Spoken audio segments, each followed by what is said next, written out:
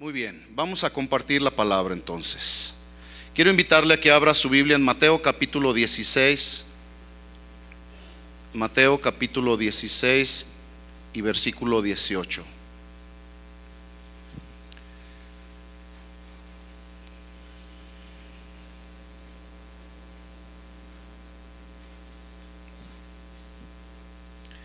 ¿Lo tiene? Mateo capítulo 16, versículo 18. Sígame con su vista, voy a leer. Dice palabras de Jesús: y yo también te digo que tú eres Pedro, y sobre esta roca edificaré mi iglesia, y las puertas del Hades no prevalecerán contra ella. Le invito a que juntos hagamos una pequeña oración. Padre, te damos gracias. Gracias por tu amor, por tu misericordia, tus bondades, Señor, y misericordias que son nuevas cada mañana. Y si no fuera por tus misericordias, ya hubiésemos sido consumidos. Te damos gracias por la oportunidad y la libertad que tenemos para alabarte, para adorarte, Señor, como lo hemos hecho hace unos instantes. Gracias, Señor, por las cosas que tú estás haciendo en nuestra vida. Gracias, Señor, por las cosas que suceden alrededor del mundo. Pero gracias, Señor, porque te tenemos a ti. Gracias por tu Espíritu Santo, Señor. Pedimos que tu Espíritu Santo, como el Maestro, nos enseñe en esta noche. Háblanos al corazón, Señor. Alumbra los ojos de nuestro entendimiento, Señor. Y que tu palabra, Señor, que es viva y es eficaz, penetre hasta lo más profundo de nuestro corazón, Señor, hasta partir el alma, Señor, y enséñanos y revélanos lo que necesitamos aprender hoy. Desafíanos aún, Señor, confróntanos con nuestra propia vida, Señor.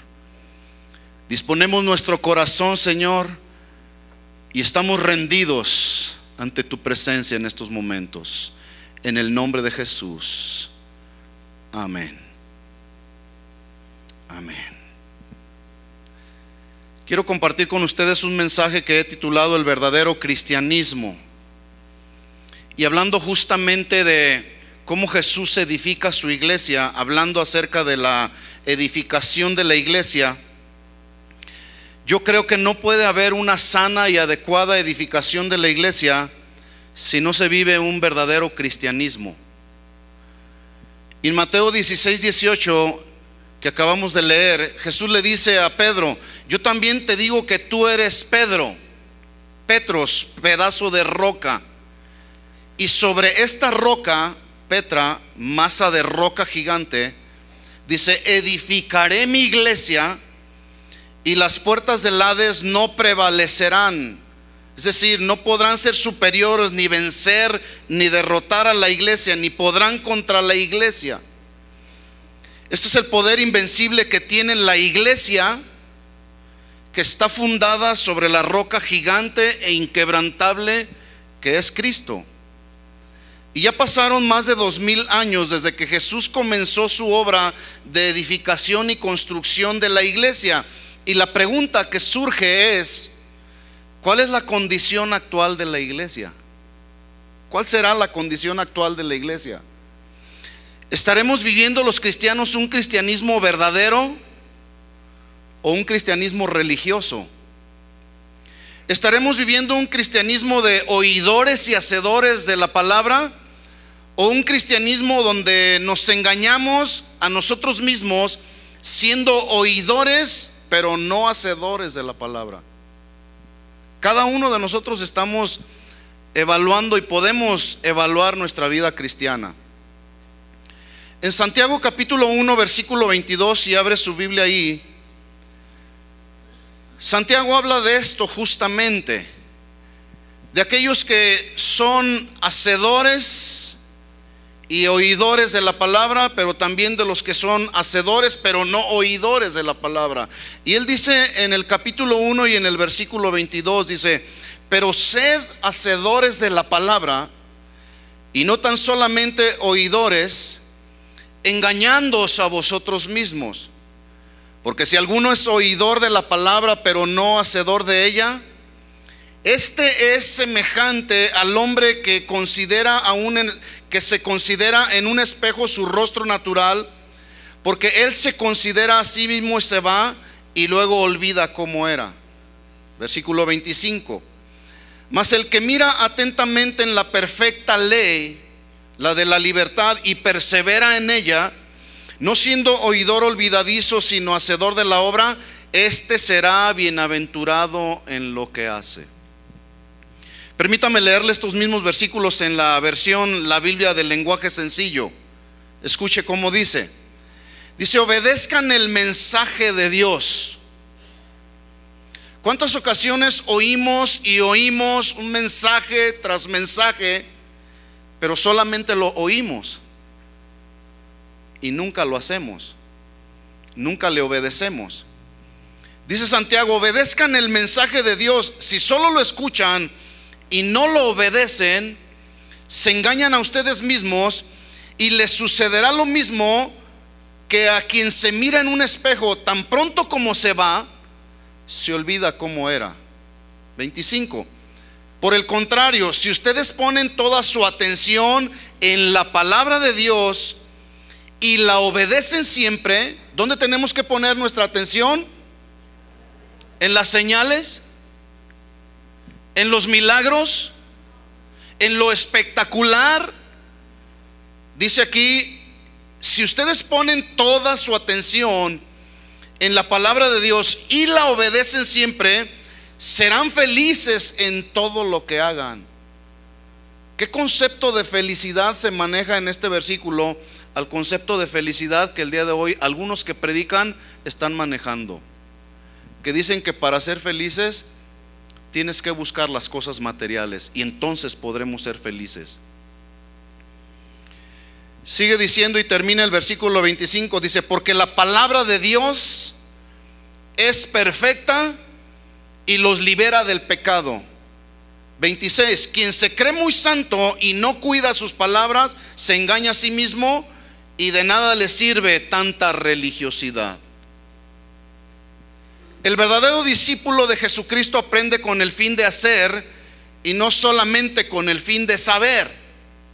Yo no sé cuánto tú sabes de la Biblia, pero yo conozco personas que se conocen la Biblia desde Génesis hasta Apocalipsis, pero no practican nada, o muy pocas cosas practican. Sigue la pregunta ahí: ¿cuál será la condición actual de la iglesia? ¿Será la condición, una respuesta que pudiéramos dar, será la condición de la iglesia actual como la condición de la iglesia primitiva y de los primeros 3 siglos, que aún a pesar de tanta persecución, de tanta oposición y aún aflicción y dolor, esa iglesia se mantuvo de pie y siguió avanzando aún a pesar de todo lo que experimentaban? Bueno, basta solo con echar una mirada a la luz del cristianismo primitivo y nos podremos dar cuenta entonces cuál es la condición actual de la iglesia. Vemos que el día de hoy los mismos cristianos, entre los mismos cristianos, hemos hecho ya diferentes tipos de cristianismo. Algunos llaman cristianismo conservador, cristianismo liberal, cristianismo radical. No, él está viviendo un cristianismo religioso. Ya parece como que si el cristianismo fuera como un partido político donde hay diferentes tendencias. Cuando vamos a la Biblia nos muestra un cristianismo puro, transparente, un cristianismo que es sencillo pero a la vez es contundente y es tan poderoso como lo es el mensaje de la cruz, que de eso aprendimos bastante la semana pasada, los que estuvimos aquí presentes en el desafío del ministerio. No es un cristianismo como el cristianismo que se está viviendo el día de hoy, basado en métodos, en argumentos, doctrinas de hombre, que lo único que han hecho y han provocado es precisamente un cristianismo religioso. Es por todos conocido ya cómo la iglesia actual constantemente está experimentando diferentes tipos de escándalos. Por lo menos en los Estados Unidos, los escándalos en la iglesia cristiana están a la orden del día. escándalos que tienen que ver con sexo, con homosexualidad, con lesbianismo, escándalos que tienen que ver con dinero, fraudes, escándalos que tienen que ver con pleitos por causa de tanto protagonismo, y escándalos como el que se vivieron el año pasado, hasta del secuestro de un avión de un supuesto pastor. El día de hoy, dentro de la iglesia cristiana evangélica, se ha desatado una abrumadora epidemia de divorcios, que en la mayoría de los casos la razón principal es el adulterio, y el día de hoy ya es hasta por asuntos de dinero. La gente se está divorciando por asuntos de dinero. Está sucediendo un fenómeno muy tremendo en los Estados Unidos. Muchos varones perdieron sus trabajos, y cuando los dos están trabajando, el varón pierde su trabajo, ella continúa con su trabajo, y se invirtieron los papeles. Ahora el varón es el ama de casa, si así podemos llamarlo, y la esposa es la que sale a trabajar. Y cuando hay problemas de dinero, las parejas cristianas inclusive se están divorciando. Vemos cómo jóvenes, adultos, cantantes se convierten en toxicómanos, adictos a las drogas, al alcohol, a la pornografía. Manifiestan un estilo tan mundano que cada vez más va en un crecimiento descontrolado. Por lo menos en nuestra congregación, de pronto es tan triste ver a nuestro equipo de jóvenes adolescentes que están ahí porque papá y mamá los obligan a estar ahí, no por un mero deseo de aprender y de tener hambre y sed de Dios. Todo este asunto lleva a un crecimiento descontrolado, y todo por la falta de apoyo, por la falta de disciplina, por la falta de instrucción bíblica por parte de verdaderos pastores, aún por parte de los mismos padres de familia, que muchos de ellos, por estar trabajando, no tienen tiempo para instruir a sus hijos en la palabra. Hace unos meses atrás, en la escuela infantil, les damos a los niños su versículo para que lo vayan memorizando.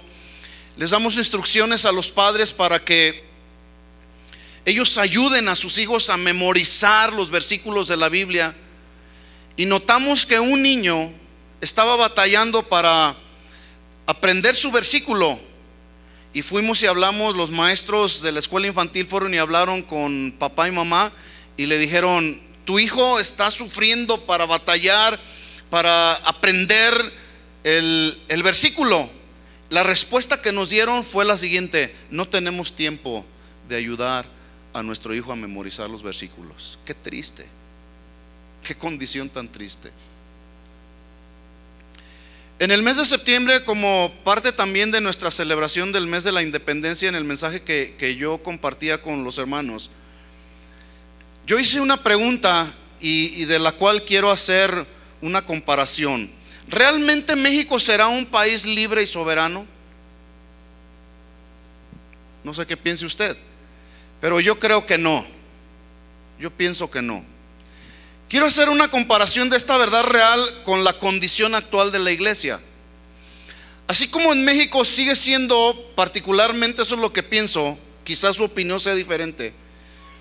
Como México continúa siendo un país controlado, subordinado y sujeto a la política, a la economía, principalmente de los Estados Unidos, aunque de forma muy diplomática y bien disfrazada, déjeme decirle que asimismo la iglesia cristiana evangélica tampoco es verdaderamente libre, debido a que la economía y la política evangélica, y dije política evangélica, porque a veces se experimenta una política impresionante entre los pastores. Yo duré un tiempo reuniéndome con un grupo de pastores. Supuestamente la reunión era para orar, y no orábamos. Era solamente para buscar cómo organizar eventos para de esa manera provocar unidad. Pero era una política impresionante. Pues así como hay política evangélica que está controlada en la mayoría de los casos por las mega iglesias, por los falsos profetas y maestros, por falsos predicadores de la prosperidad, quienes se han convertido el día de hoy en los magnates del evangelio, que no sirven a la gente, pero sí se sirven de la gente. Bueno, así como México tiene también el mayor índice en el narcotráfico, siendo el día de hoy no solamente un consumidor, sino también distribuidor de todo tipo de estupefacientes. Escuche esto, asimismo también la mayoría de las iglesias con sus super predicadores, quienes más bien se han convertido en muy buenos motivadores, se han convertido en las principales consumidoras y distribuidoras de todo tipo de métodos, de doctrinas falsas y aún de herejías, que han desviado del camino verdadero aquellos que se han comido todo por no escudriñar las escrituras, y como consecuencia no han aprendido a discernir los asuntos espirituales. ¿Realmente México será un país libre? ¿Realmente la condición de la iglesia actual será libre? Voy a continuar.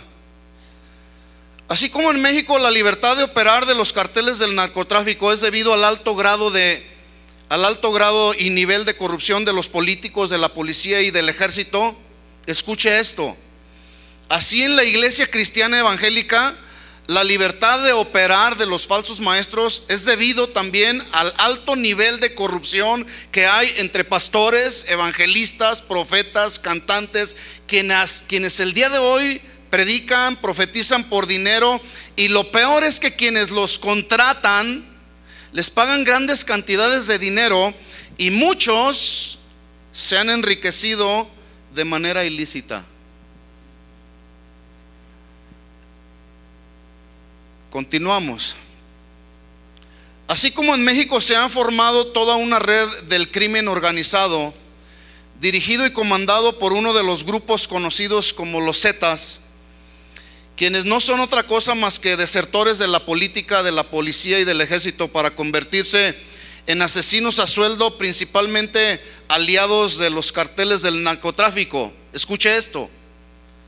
Así también en la iglesia cristiana evangélica existe toda una red de desertores del verdadero evangelio y de la sana doctrina, que se han venido a convertir en verdaderos asesinos de la fe, de miles que el día de hoy conforman las mega iglesias y que están ahí vivos, pero muertos espiritualmente. No hay vida espiritual. Es lamentable la condición de la iglesia el día de hoy. Realmente la condición de la iglesia de nuestros días será una condición de la iglesia libre.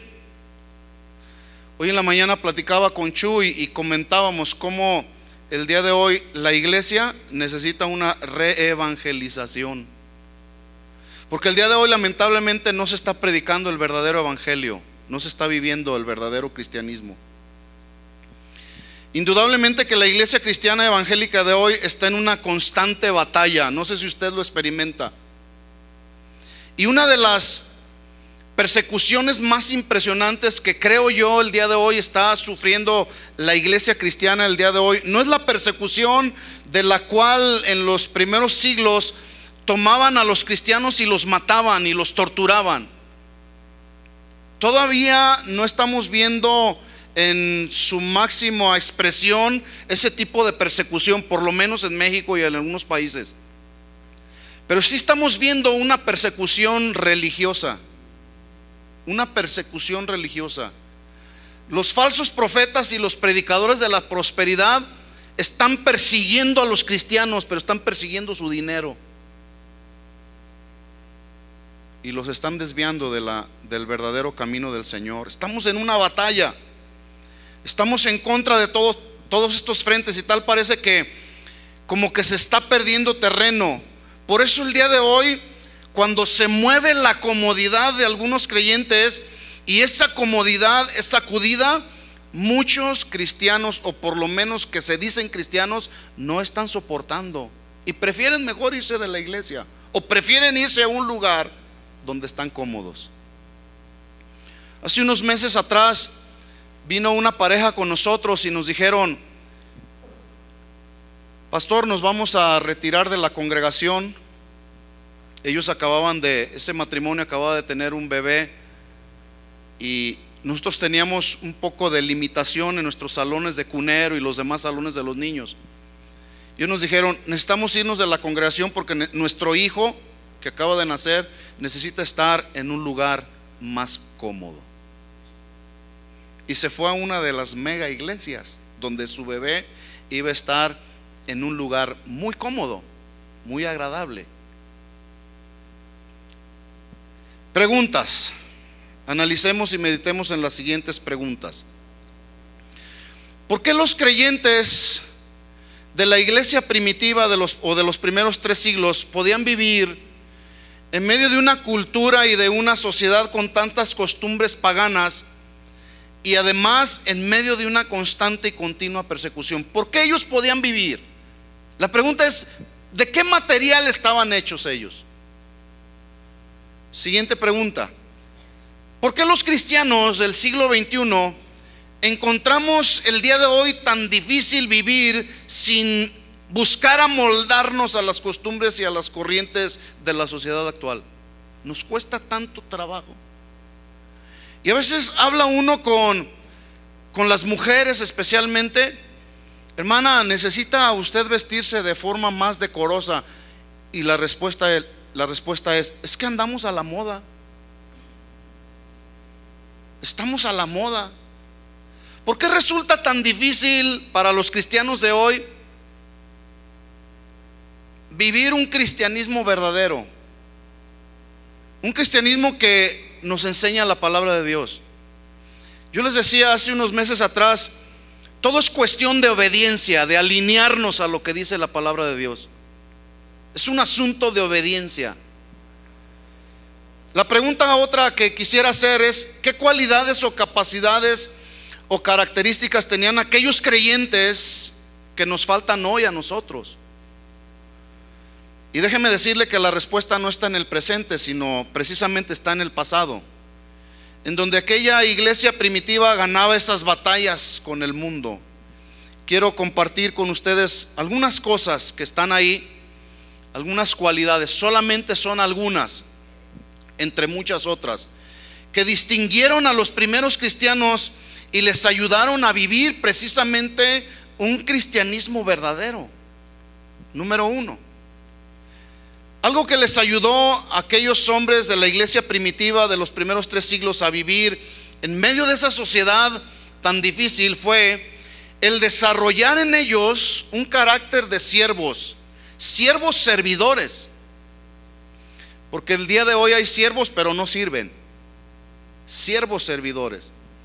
Jesús con su ejemplo enseñó que a todos aquellos que deseaban y tenían un genuino llamado para guiar a su iglesia, la iglesia que Él compró con su sangre, debían de tener, entre muchas otras cualidades, un carácter de siervos.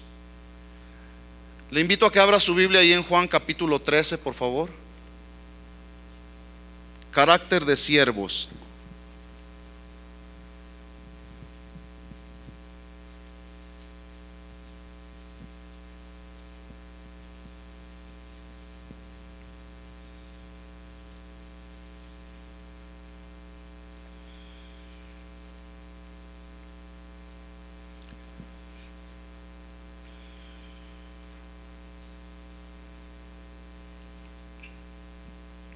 Juan capítulo 13, versículo 1. Jesús lava los pies de los discípulos. Lea junto conmigo, dice así: antes de la fiesta de la Pascua, sabiendo Jesús que su hora había llegado para que pasase de este mundo al Padre, como había amado a los suyos que estaban en el mundo, los amó hasta el fin. Es decir, que un día antes de la crucifixión de Jesús, era un jueves por la noche, Jesús les da el ejemplo más impresionante acerca del carácter que debían tener precisamente los verdaderos siervos de Jesús. Versículo 2, Juan capítulo 13, versículo 2. Y cuando cenaban, como el diablo ya había puesto en el corazón de Judas Iscariote hijo de Simón, que le entregase. Sabiendo Jesús que el Padre le había dado todas las cosas en las manos y que había salido de Dios y a Dios iba, se levantó de la cena, se quitó su manto, diga conmigo, se quitó el manto, y tomando una toalla, se la ciñó. Déjeme decirle que en este acto Jesús está haciendo una ligadura entre la autoridad y el carácter de siervo. El manto es símbolo de autoridad, la toalla es símbolo de siervo. Hoy, en el día de hoy, muchos quieren solamente el manto de autoridad, pero ninguno quiere tomar la toalla. Versículo 5 dice: luego puso agua en un lebrillo y comenzó a lavar los pies de los discípulos y a enjugarlos, a secarlos con la toalla con que estaba ceñido. En aquel tiempo las condiciones de los lugares por donde andaba Jesús y los discípulos eran condiciones demasiado polvorientas, sucias, y se hacía necesario el lavamiento de los pies. Tanto era necesario que se vino a convertir en una costumbre judía, y era un servicio que solamente prestaban los sirvientes más humildes. Notemos cómo en este versículo, aún a pesar de que ya era una costumbre judía, a ninguno de los discípulos se le ocurrió ceñirse la toalla, porque quizá ninguno de ellos estaba dispuesto a agacharse y lavar los pies de los demás, porque según el Evangelio de Lucas, estaban tan ocupados discutiendo quién sería el mayor después de que Jesús se fuera con el Padre. De repente se aparece Jesús ahí. Haga usted un cuadro ahí en su mente. Se refiere ahí Jesús y se ciñe la toalla y se agacha para lavar los pies de los discípulos. Imagínense cómo se quedó Pedro y Mateo, cómo se quedaron los discípulos. Se sorprendieron cómo Jesús, el maestro, estaba agachándose a lavar los pies de los discípulos. Versículo 12. Así que después que les hubo lavado los pies, tomó su manto, es decir, se volvió a poner la autoridad, y volvió a la mesa y les dijo: ¿sabéis lo que os he hecho? Déjeme decirle que Jesús estaba dando un ejemplo impresionante, un ejemplo de autoridad impresionante. Y la pregunta es: ¿qué es lo que el día de hoy nos están enseñando los que están en un lugar de autoridad? Si tú eres una persona que estás en autoridad, ¿qué es lo que estamos enseñando? ¿Qué es lo que los pastores, los predicadores, los que tienen un lugar de autoridad en el ministerio, qué es lo que estamos enseñando a la gente? ¿Sabía usted que las personas aprendemos más por lo que vemos que por lo que escuchamos? Se aprende más por el ejemplo que por lo que escuchamos. Y así estaban aprendiendo los discípulos. Versículo 13. Vosotros me llamáis, dice Jesús, maestro y señor, y dicen bien, porque lo soy.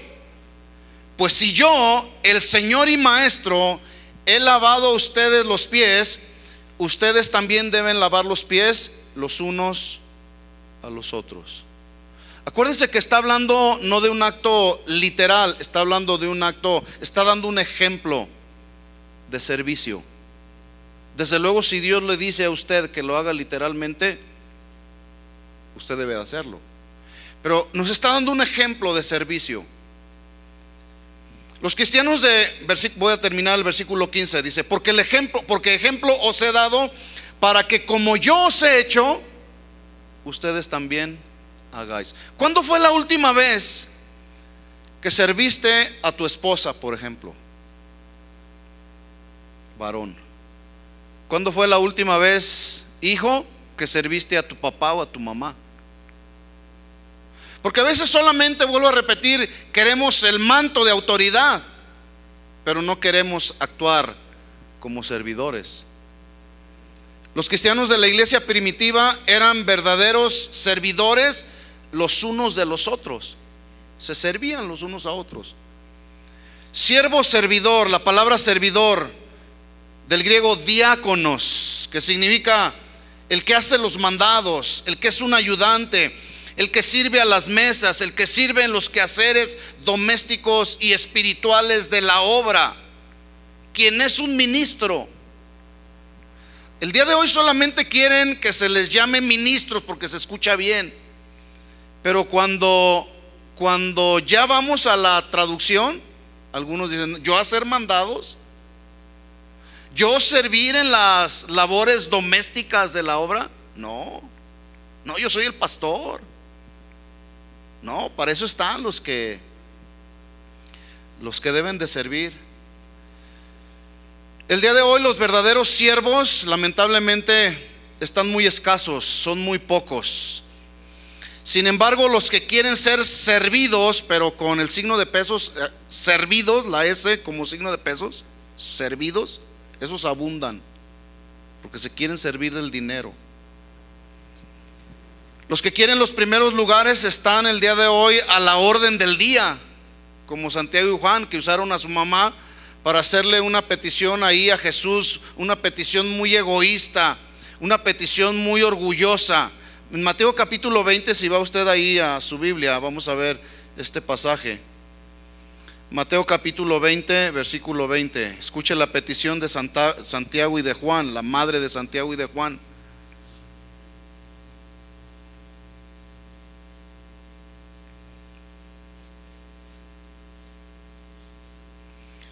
El verdadero cristianismo. ¿Cómo está el cristianismo el día de hoy? Mateo capítulo 20, versículo 20. Dice: entonces se le acercó la madre de los hijos de Zebedeo con sus hijos, postrándose ante él y pidiéndole algo. Y él le dijo, Jesús le dijo: ¿qué quieres? Ella le dijo: ordena que en tu reino se sienten estos dos hijos míos, el uno a tu derecha y el otro a tu izquierda. Ya me imagino quizá la expresión: mira, Señor, estamos aquí porque estos dos de mis hijos son los mejores hijos que tú puedes tener a tu lado, que pueden estar el uno a tu derecha y el otro a tu izquierda. Versículo 22.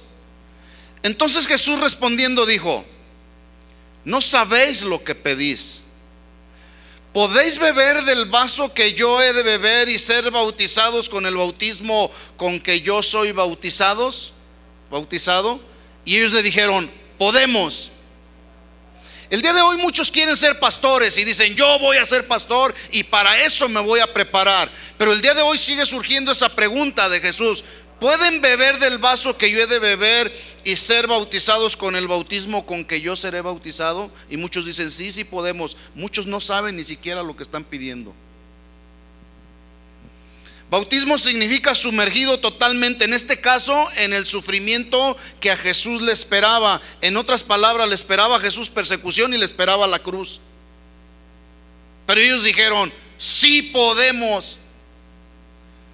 Versículo 23.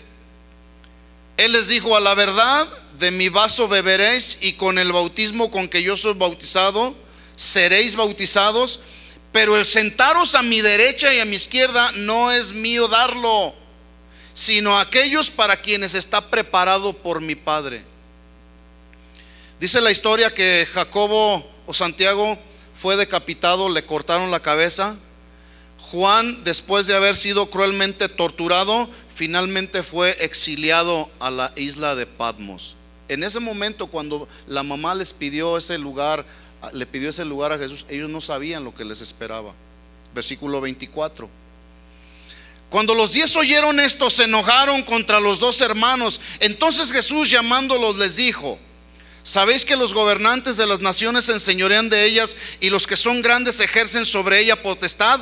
Mas entre ustedes no será así. Es decir, algunos piensan que pueden tener un lugar de autoridad en la iglesia o en el ministerio simplemente porque son muy carismáticos. pero entre ustedes, dijo Jesús, no será así.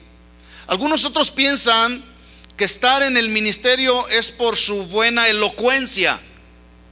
Dijo Jesús, mas entre ustedes no será así. Es decir, tampoco será por derechos de antigüedad. Es que yo tengo, desde que empezó la congregación, por lo tanto, tengo que estar en un lugar de autoridad. Tampoco es por derechos de antigüedad. Muchos el día de hoy están en puestos de autoridad en el ministerio porque creen que es por derechos de antigüedad. Tampoco es por los dones, porque la realidad objetiva es que Él nos los dio por su gracia y por su misericordia, como para que podamos decir, es que yo tengo el mejor don y tengo que estar ahí y tengo que estar predicando y tengo que estar sirviendo y tengo que estar haciendo esto. Es que no han descubierto mi don. Dijo Jesús, mas entre ustedes no será así, sino que el que quiera hacerse grande entre ustedes, ¿qué dice? Será vuestro servidor, diácono, el que hace los mandados. ¿Cuántos quieren servir al Señor? El que es ayudante, el que sirve en las labores domésticas de la obra, el que sirve en las labores espirituales de la obra. Versículo 27. Y el que quiera ser el primero entre ustedes, ¿será qué? Vuestro siervo. ¿Cuántos continúan queriendo servir al Señor? Como el Hijo del Hombre no vino para ser servido, sino para servir y dar su vida en rescate por muchos. Si tú realmente tienes un anhelo por vivir un cristianismo verdadero y que tu vida sea una vida que Dios pueda hacerla un instrumento para continuar en el crecimiento del reino de Dios en este tiempo, debes de desarrollar un carácter de siervo que sirve, no de siervo que se sirve. Es diferente. Y esta era una de las cualidades que tenían los primeros cristianos. Número 2, ellos vivieron un cristianismo verdadero porque en ellos había una clara y muy marcada separación con el mundo. Ellos supieron hacer una muy marcada separación con el mundo. Juan capítulo 15, abra su Biblia ahí.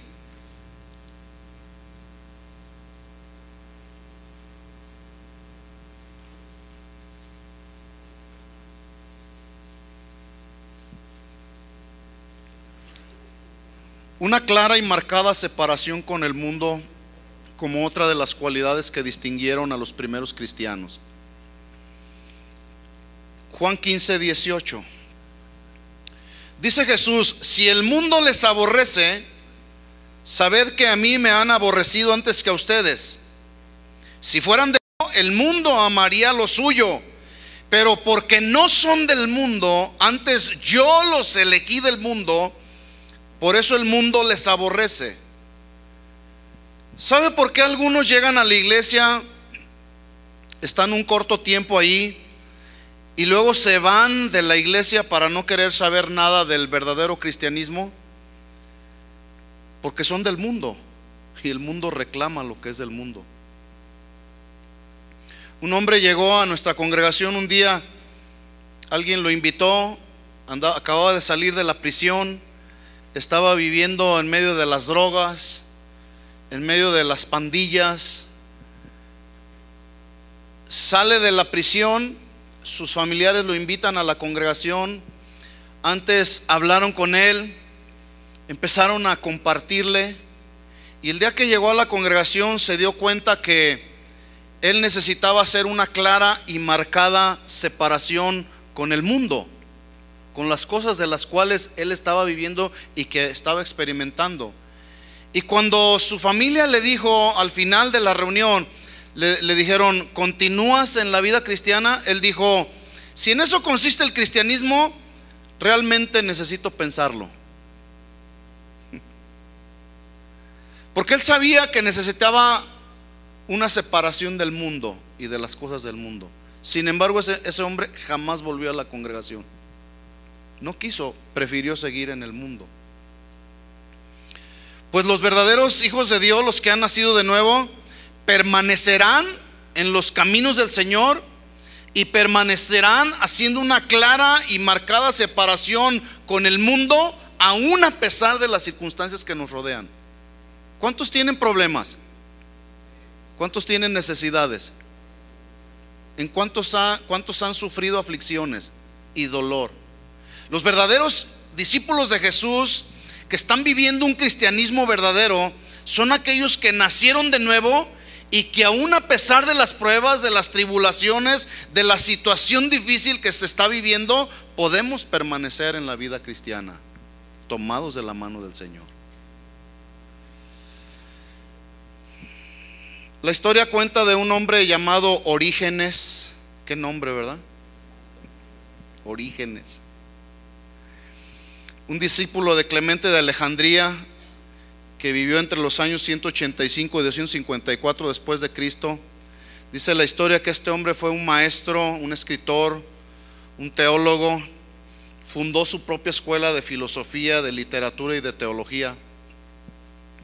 Orígenes se dedicó de manera apasionada y de todo su corazón a la obra. Dejó en su momento su profesión de maestro secular, un maestro de gramática y de literatura, para dedicarse de lleno por completo a la obra de Dios, y estuvo dispuesto a vivir aún en la misma pobreza. Vendió todos sus libros que tenía y de eso vivía. Se los empezaron a pagar en abonos. Rehusó él aceptar un sueldo como el pago de su trabajo. Y de pronto él empieza y funda su escuela de teología para nuevos convertidos. Dice la historia que tan profunda fue su entrega, su dedicación y su marcada separación con el mundo, que se quitó sus genitales para de esa forma alejarse y huir de las tentaciones del mundo. Qué decisión tan más radical hizo, pero así fue.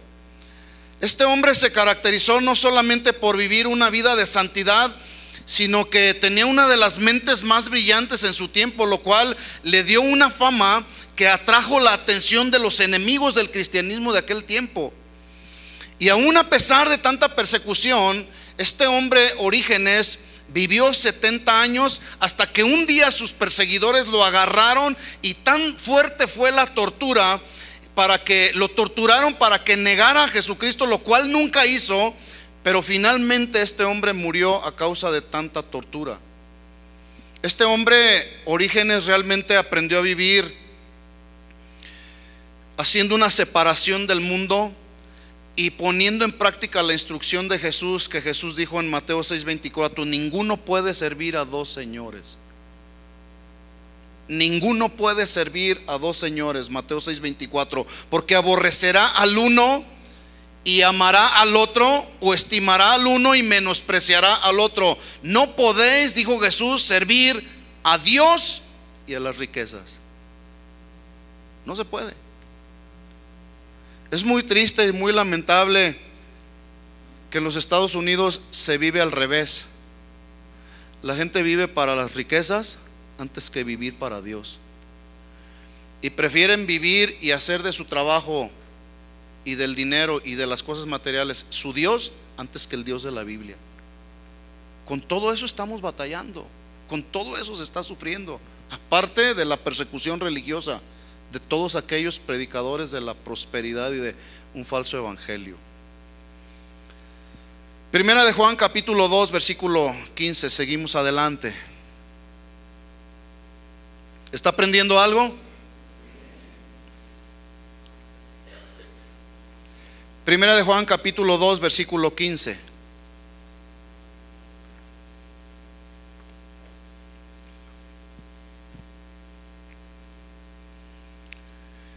¿Lo tiene?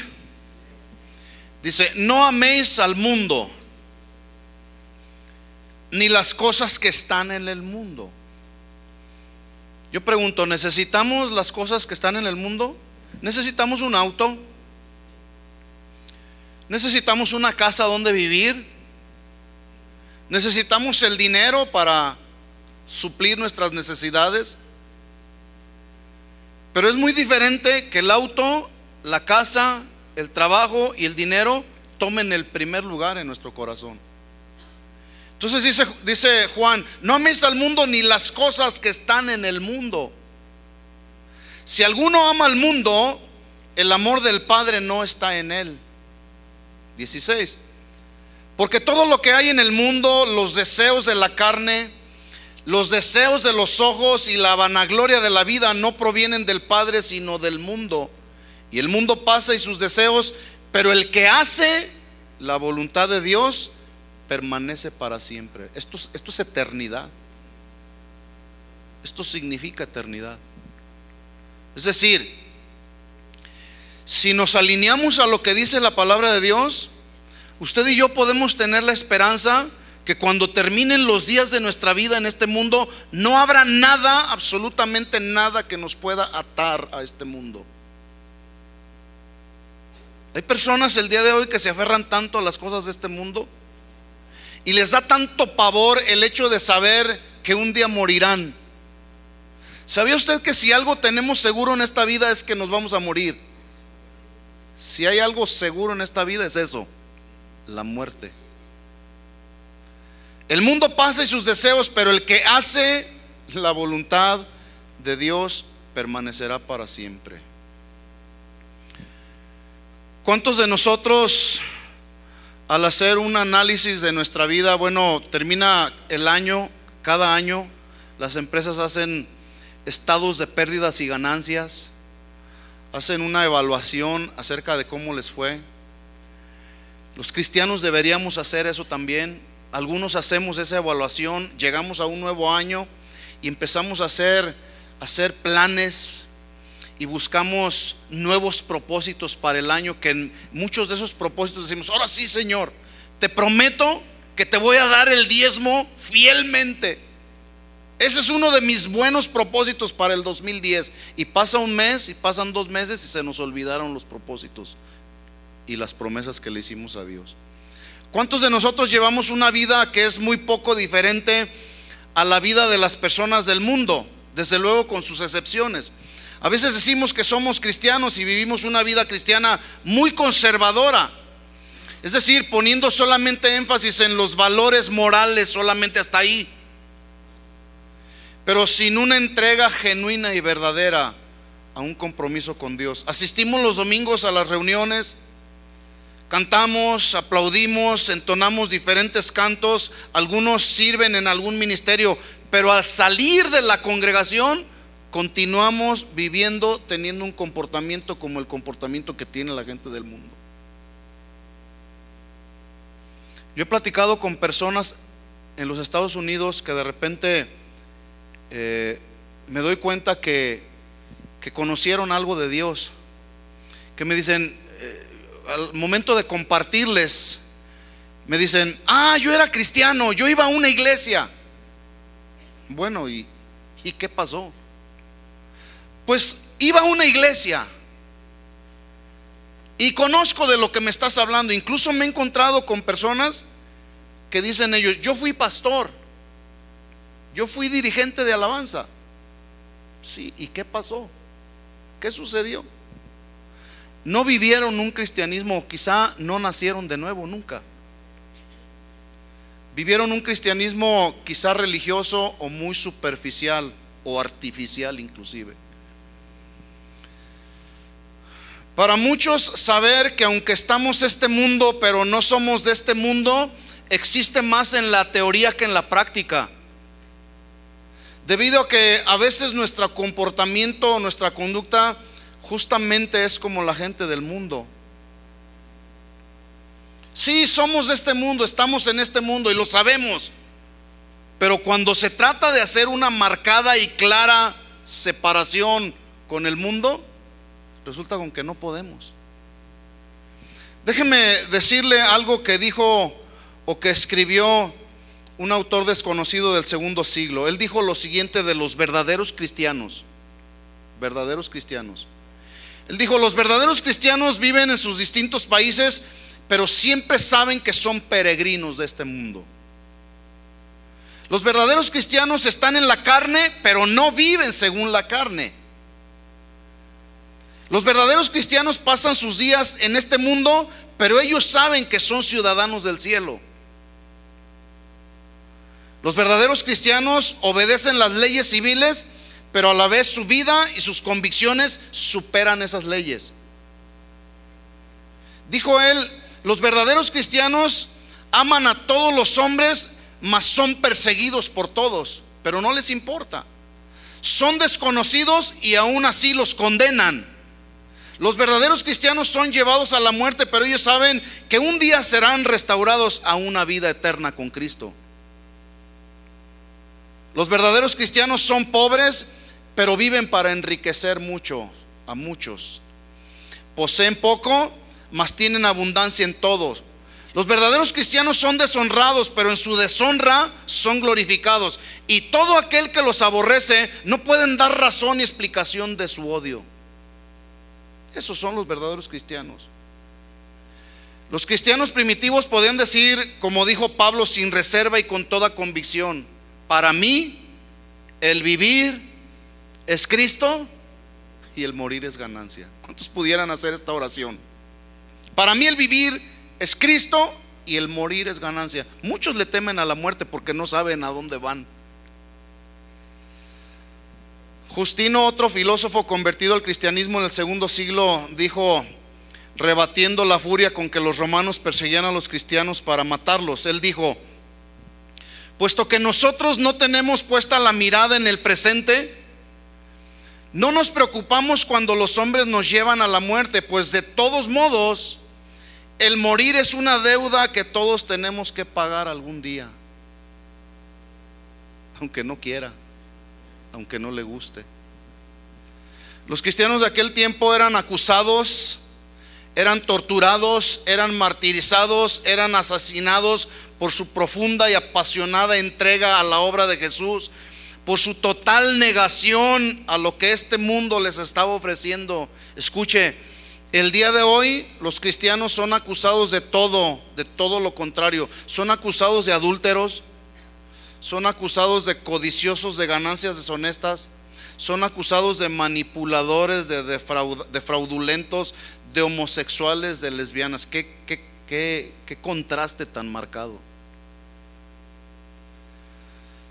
Indudablemente aquellos cristianos hicieron una clara y muy marcada separación con el mundo y con las cosas de este mundo. La pregunta sigue ahí: ¿cuál es la condición actual de la iglesia de hoy?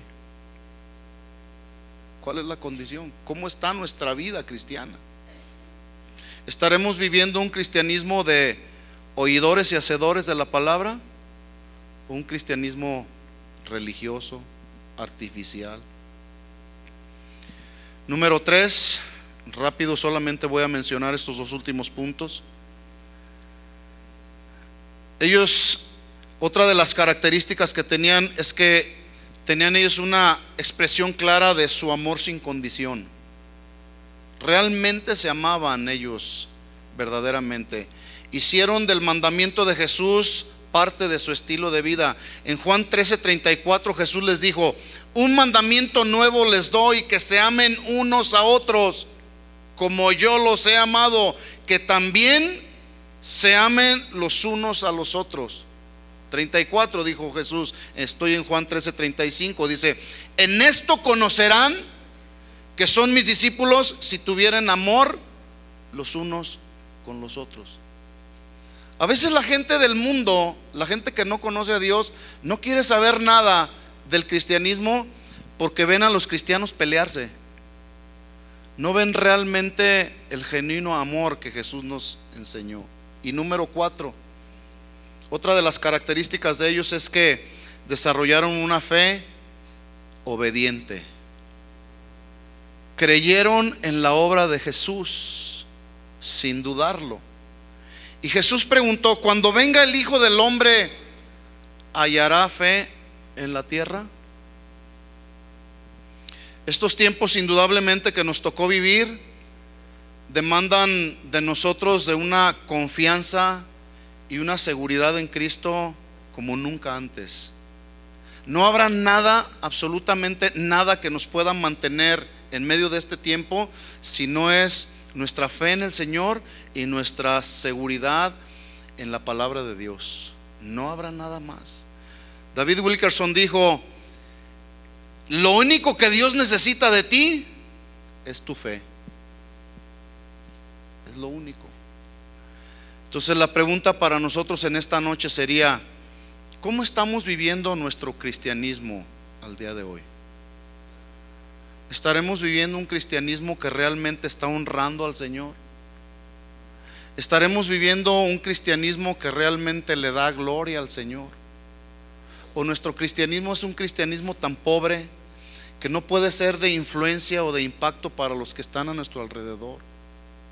Dice la Biblia en los dos primeros capítulos, en el segundo capítulo acerca de los primeros cristianos, la vida de los primeros cristianos era tan clara. Vendían sus propiedades, compartían el pan juntos, perseveraban en la palabra, perseveraban en las oraciones, perseveraban en el partir el pan juntos, en recordar el sacrificio de Jesús, recordaban la cena del Señor. Dice que también tenían favor con todo el pueblo, porque su testimonio, el testimonio de su vida cristiana, era un testimonio que realmente estaba impactando a la gente que les rodeaba. Pero ¿y qué de nosotros? Es muy triste la condición de la iglesia el día de hoy, pero usted y yo podemos hacer la diferencia, siempre y cuando podamos alinearnos a lo que dice la palabra, viviendo un cristianismo verdadero, comprometidos siempre con la verdad. ¿De acuerdo? Quiero invitarle a que juntos oremos, por favor.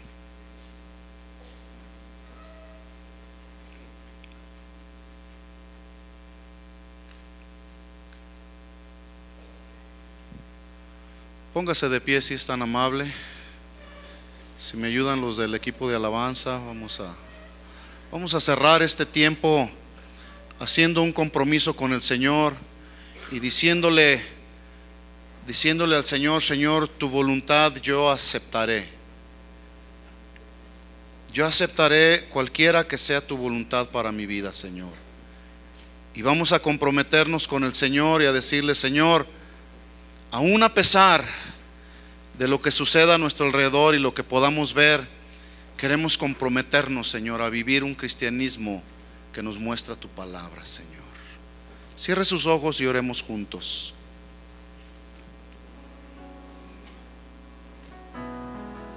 Señor, gracias por llamarnos tu atención el día de hoy, Señor.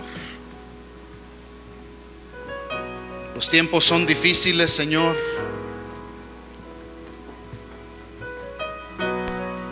Gracias, Señor.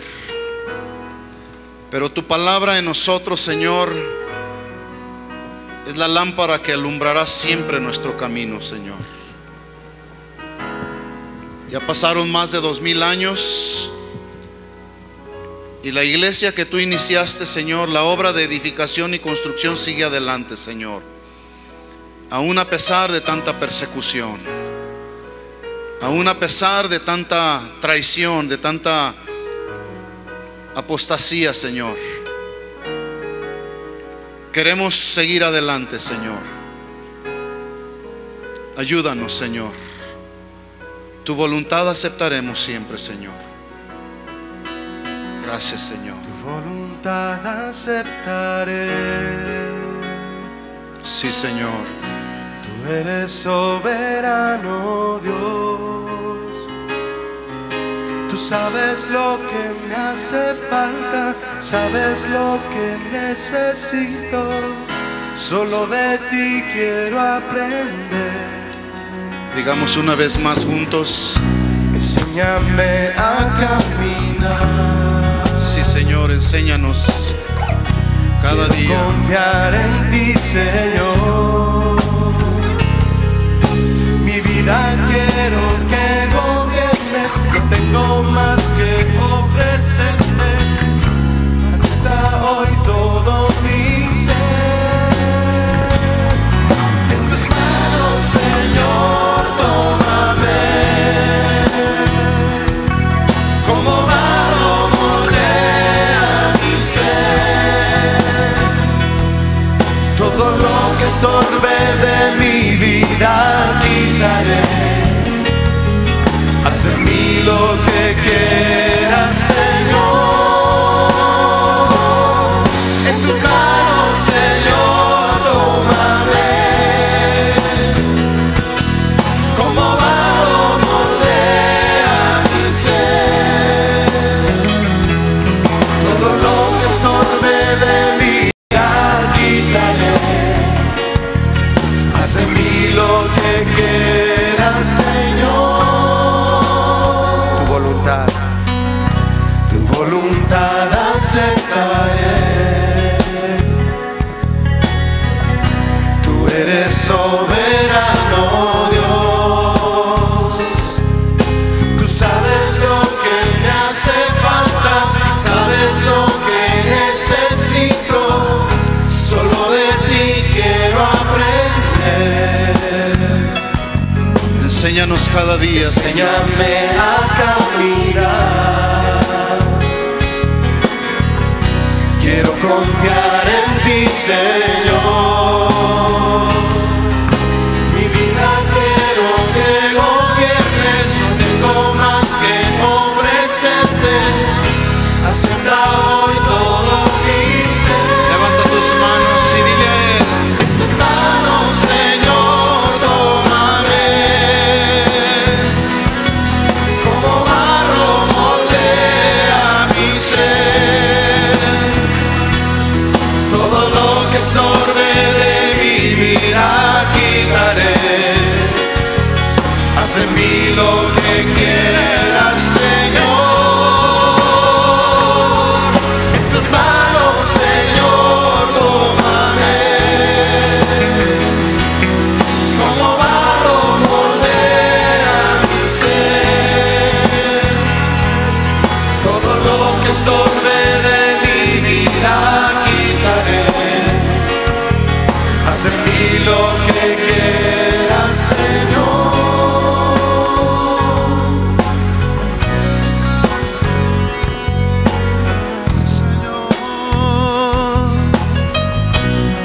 Es un compromiso con el Señor en esta noche. Y dile, Señor, queremos desarrollar ese carácter de siervos dispuestos a servir, Señor, conforme a tu voluntad. Y queremos también, Señor, marcar una diferencia con este mundo y las cosas de este mundo, Señor. Queremos, Señor, cada día vivir para agradarte a ti, Señor. Queremos vivir, Señor, expresándonos claramente un amor incondicional los unos a los otros y creyendo siempre, Señor, en tu palabra. Como barro, moldéanos, Señor, siempre. Sí, Señor. Levanta tus manos y dile al Señor: Señor, en tus manos, tómame, Señor, Señor. Tómame. Como barro moldea mi ser. Todo lo que sobre de mi vida quitaré. Haz en mí lo que quieras, Señor. En tus manos, Señor, tómame. Cada día, Como barro moldea mi ser. Todo lo que estorbe de mi vida quitaré.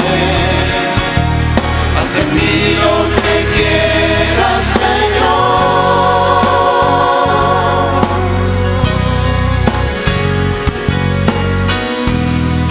haz de mí, Señor. Levanta tu voz y adoremos al Señor por unos minutos más. Haz de mí, Señor, lo que tú quieras, Señor.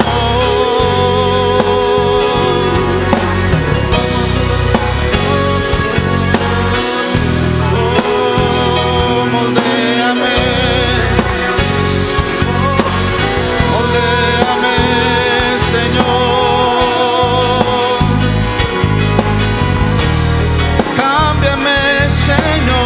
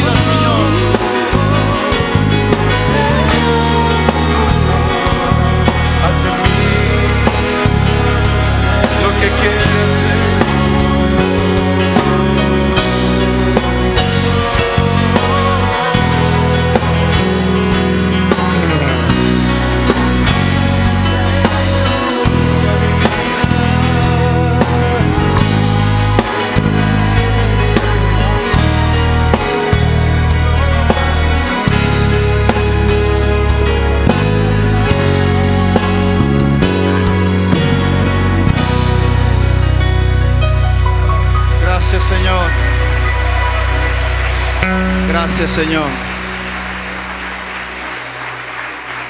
Gracias, Señor. Gracias, Señor.